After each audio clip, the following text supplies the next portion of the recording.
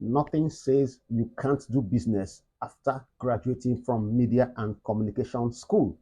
Now, you can focus on the business aspect of the course you read in the media and communication school: advertising, public relations, strategic communication, journalism and multimedia studies, development communication. They all have what I call the business aspect. For instance, let's talk about broadcasting. You have the camera, you have studio equipment, you have the transmitter, you have even microphone. Now you have the instruments that are put in the studio, even the backdrop. You can actually learn how to sell these things. You go to the market, learn them for a couple of months, or just let's say a number of months, or maybe a year or two, and then you focus on how to sell them, how to import them, and then you become a business person, businessman, businesswoman.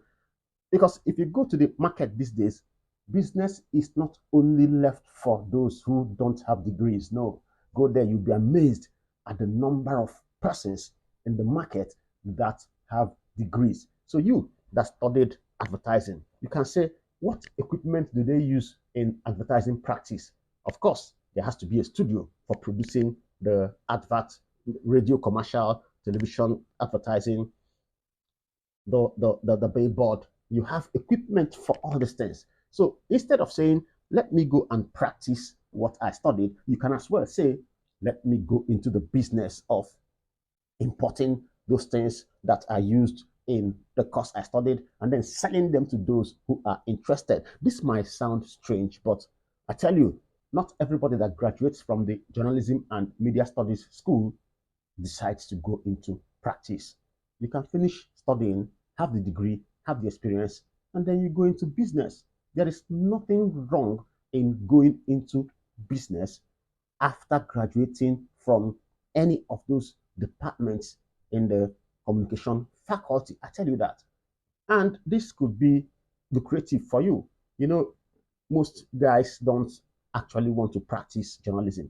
They don't want to practice what they did, but they love the course. So the only thing to do is, instead of going into selling electronics, selling hair, selling clothes, you can as well say, hey, since I graduated from this area, let me go into any business that relates to the area.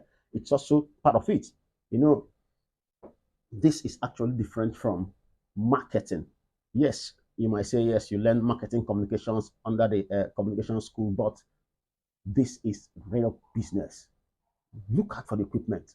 Several of them, even I mentioned electronics. Of course, people use radio, it's part of communication. People use television, it's part of communication. You can say, hey, let me go into the area of electronics that concerns communication.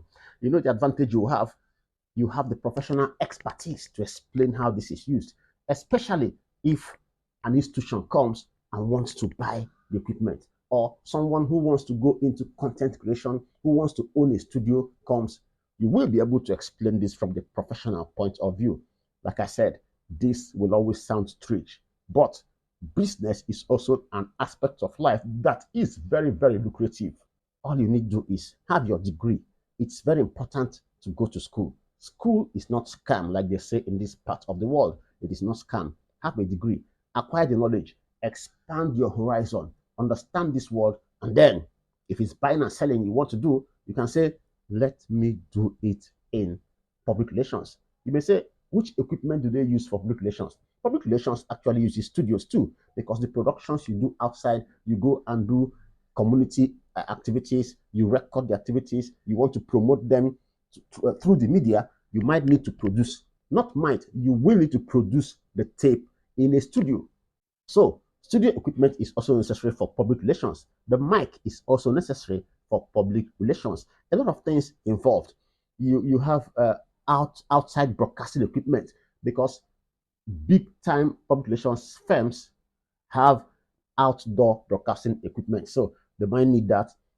Whatever equipment that is involved in communication might be needed in public relations. So you look at them, which one are they dead? What can I do to get them? How do I learn how to sell them? And then you go into buying and selling of that aspect of business. Of course, for journalism and multimedia studies, you know what you can do there. Some persons want to own a printing press because of publishing. They might want to have community newspaper. You might need a printing press.